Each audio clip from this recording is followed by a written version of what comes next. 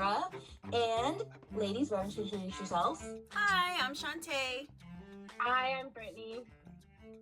So you guys have been following us on the Scribbler Set, and you've seen our posts and things like that. The idea for Sunday Sips came about because we all live far away from each other and we can't really get together in person.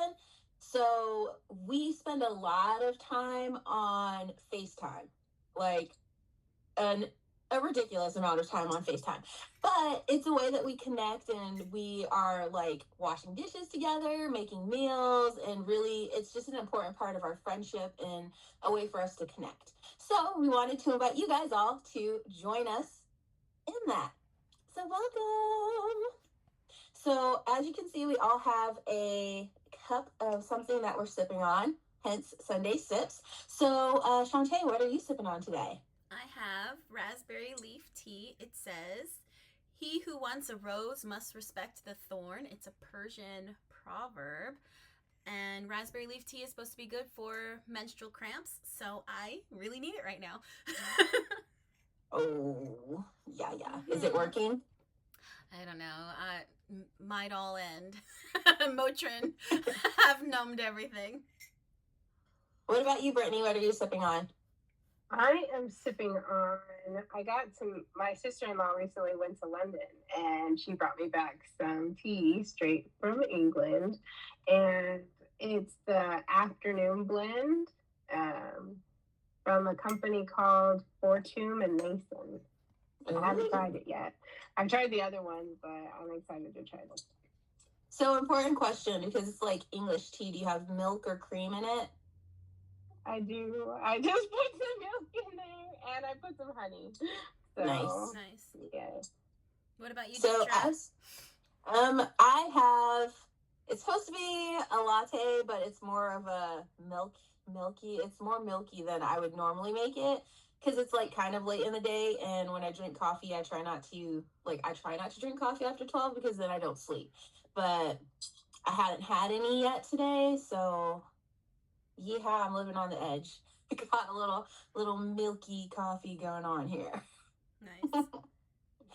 So, all right, ladies, now that we've introduced ourselves, let's get into it. We have been talking this week all about character creation as writers, and we've shared some tips for things that we think would be helpful for other writers or creatives. So to kick us off, Brittany, why don't you tell us about your tip?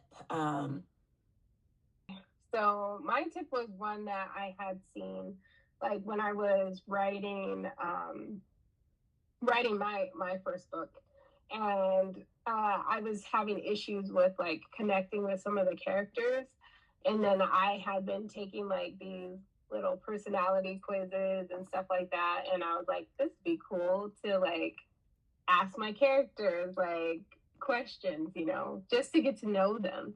So like I took like a personality like interview and like sat down and I wrote down like answers to the questions in my character's voice, and I found out that it helped me connect with them and like, see how they would respond to stuff like nowadays or in their time. So I think it's a really good thing to like take your time and really flesh out the characters, so when you do write them, like they'll take a life of their own and people will see like, oh yeah, I could really see this person being real instead of them being just one-dimensional. Yeah, it's funny. I feel like I need to like incorporate that a little bit in my character development, because my tip was basically listening to the voices in your head. So I'm not crazy. Like, I swear, guys, I do hear voices sometimes. I was gonna say, you don't want to listen to the ones in my head, because they get kind of crazy. So they're not telling me to do things. Like, okay. But it's just like, like randomly I'll have a dream, or I'll be out somewhere or taking a walk, and then like kind of a story or somebody like having a conversation like starts to pop up into my head, and I'm like, ooh, this is interesting. I wonder where this would go. And I think like a good way to, because like I already like try to sit in the silence so that I can listen more to what's coming through. Because like a lot of times, like I don't feel like you said, they take on a life of their own. I'm not really creating these people. Like sometimes it's just like a story idea pops into my head, and then a character will start to build in my mind. So I think taking the time to do like that interview process with them would be helpful. Deitra, so with the voices in your head, do you ever no, truly, because I do this, I just want to know, am I alone? Do you ever have full like arguments or conversations like say I'm about to call Brittany, or I'm about to call Kyle, or I'm about to call you or something, and I'm like, I'll have like a subject and sit there and go through the full dialogue in my head, giving a script of what I think, and sometimes I will get in my feels about it too, and it's not even real. It's not even real. Listen, I do that. It's awful. And then I'll be arguing and be like, you know, I had this conversation with you, and you said this, and I said this, and I know that this is supposed to go this way, and it's like, no. You already have the argument in your own mind. I will say, I've had like, this is probably revealing too much of myself now. So guys, welcome to the Scribbler Set. This is what happens when we have Sunday sips. So I've had like full-blown relationships in my mind.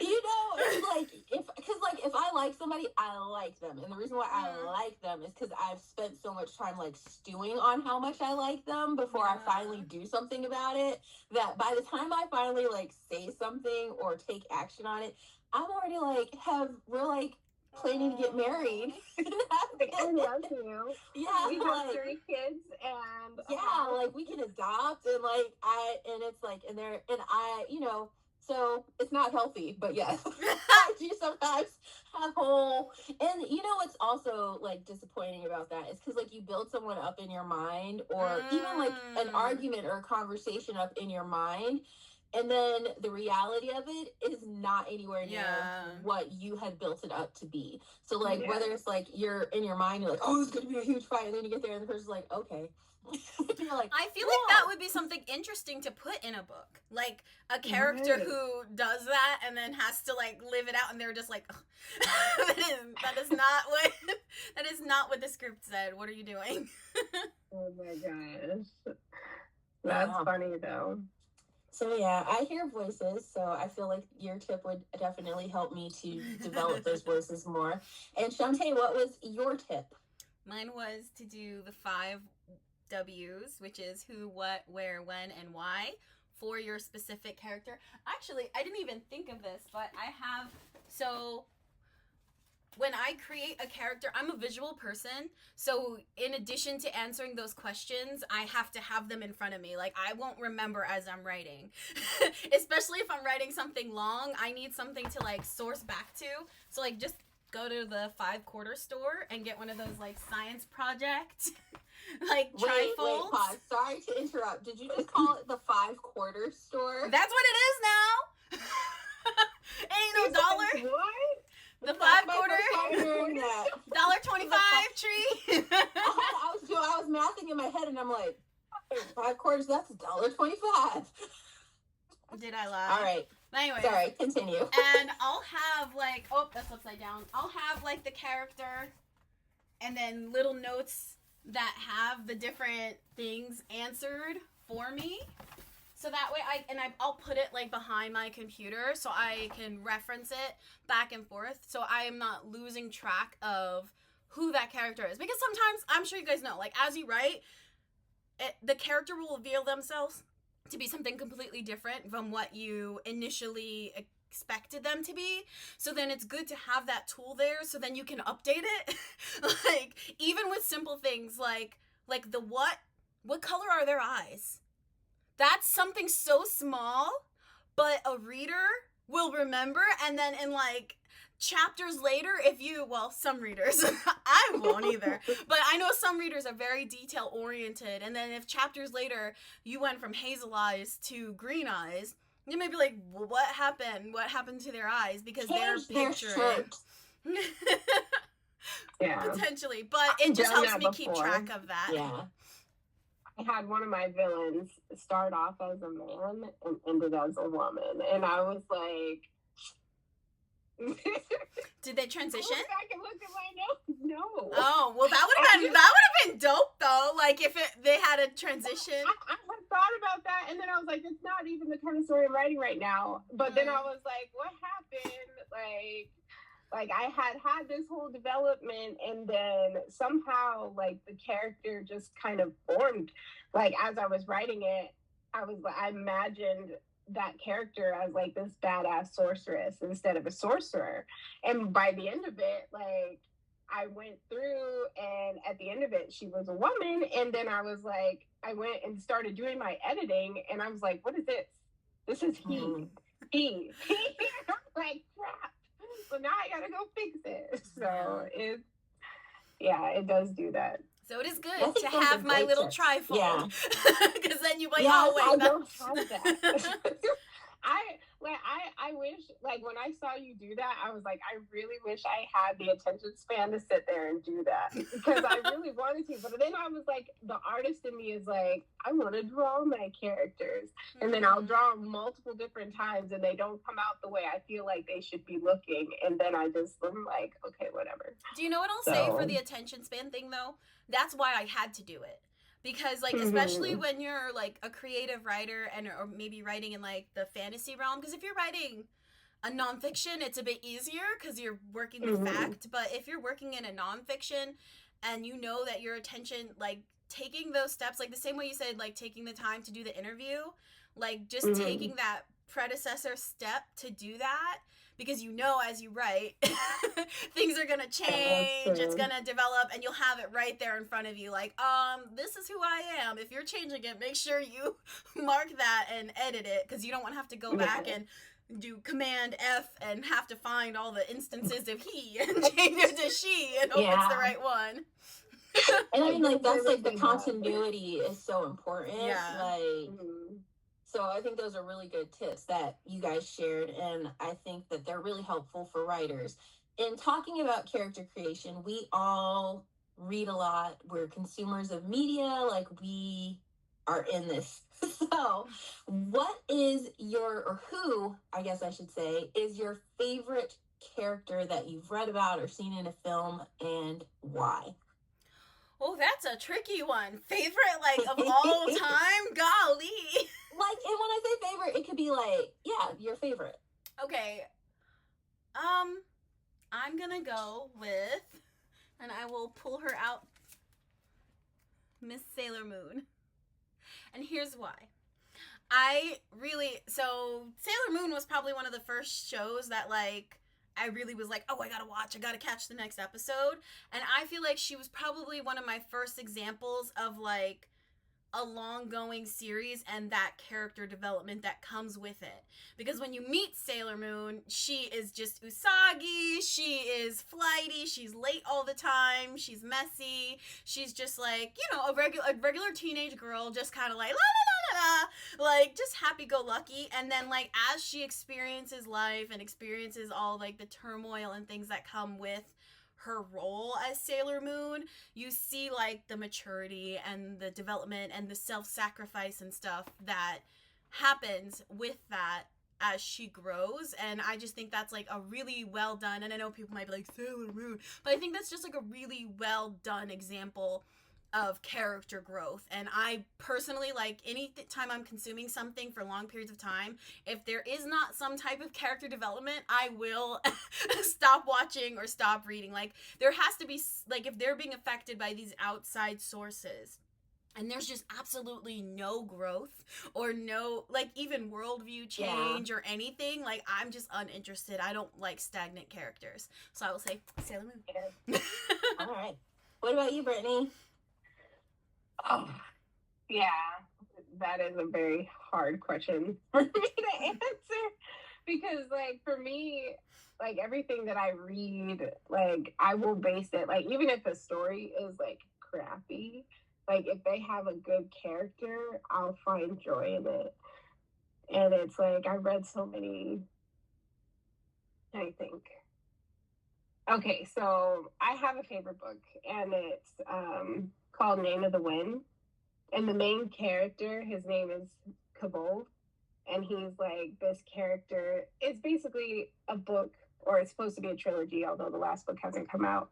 And you basically follow his growth from being a kid all the way up to him like being homeless, and then him getting into like this Mages Academy situation, and then like on and on. So I think I like his character because you can see so much of his growth throughout everything that he does. And he's like telling the story about his whole life and everything that's happened, and like how he got through it, and like everything. So I thought that his character development was so great.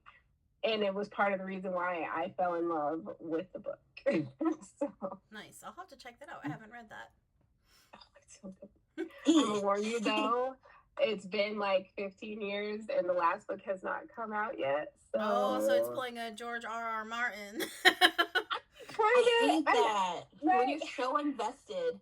You know, I am, but at the same time, like I've been every once in a while do like a deep dive on the author, like, so is it coming out? And he's like, I just don't know how to finish it, because he was like, I love this book and I've written the book so many times over, and he's like, I have to figure out how to finish it. And as an author, yeah, like people are like, oh, we hate hands, blah blah blah blah. I was like, no.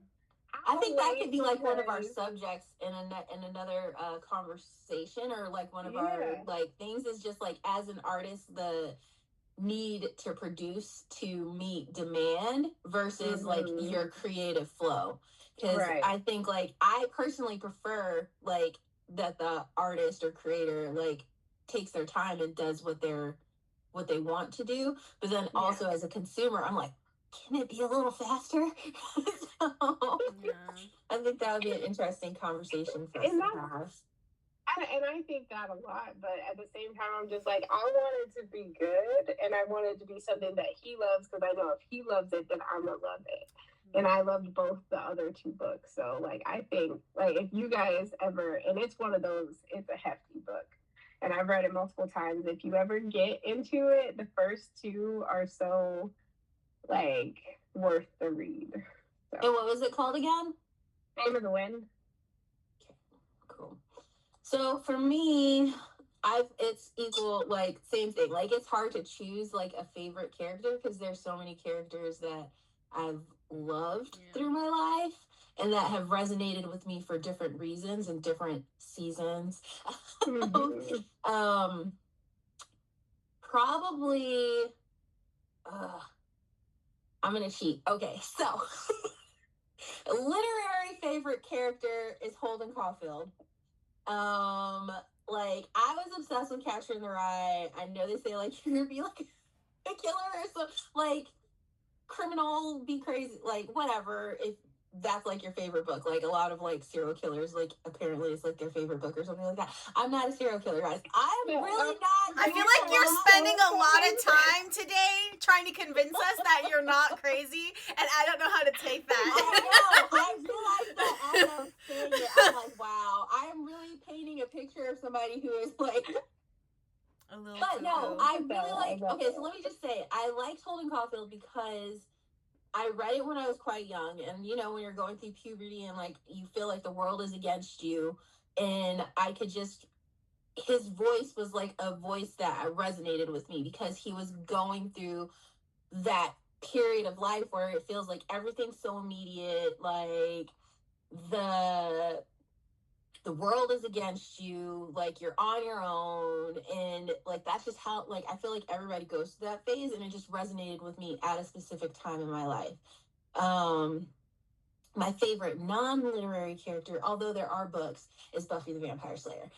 And I am like a hardcore Buffy stan. I've watched like every season like multiple times. The same thing like how you were saying about Sailor Moon, just the character growth and like change that you see happen through the whole series too, not just Buffy, but like all of the characters.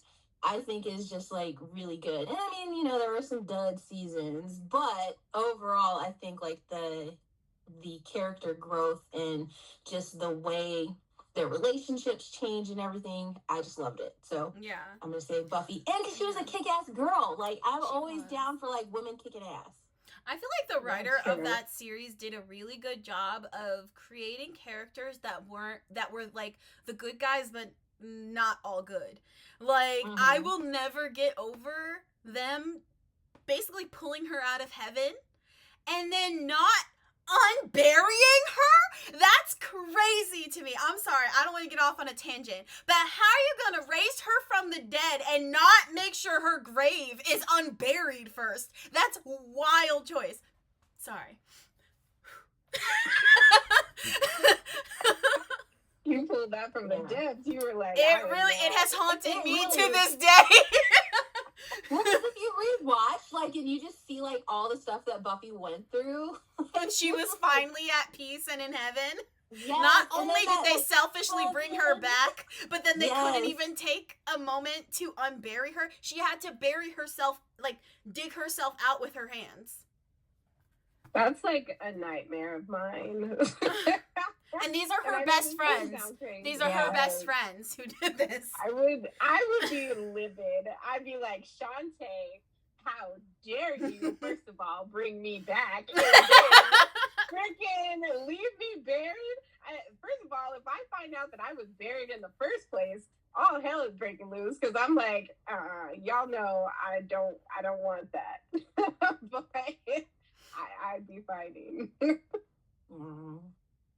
So, last question for today is, if you were to write yourself as a character or be a character in a book, what kind of character would you like to be?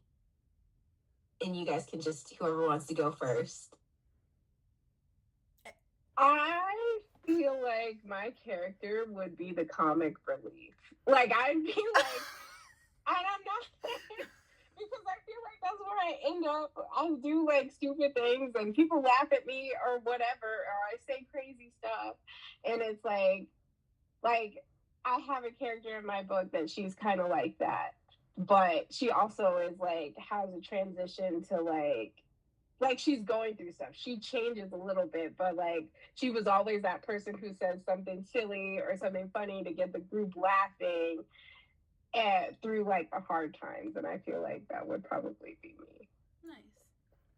I am a Leo, so I'm just gonna preface it that way. I would definitely feel myself as the protagonist. Main character. I cannot. Leo. That like exudes Leo energy, like, all right. Can't help it.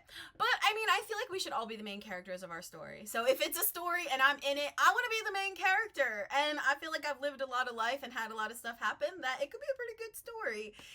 The hardest thing, like, I feel like it would be hard to write yourself as a character, because I would want to be as honest as possible, but it's kind of hard when it's in your own hands. Like, you know, when it's like you see yourself differently and that perspective, trying to write yourself from a third person perspective might be a bit tricky, but I don't know.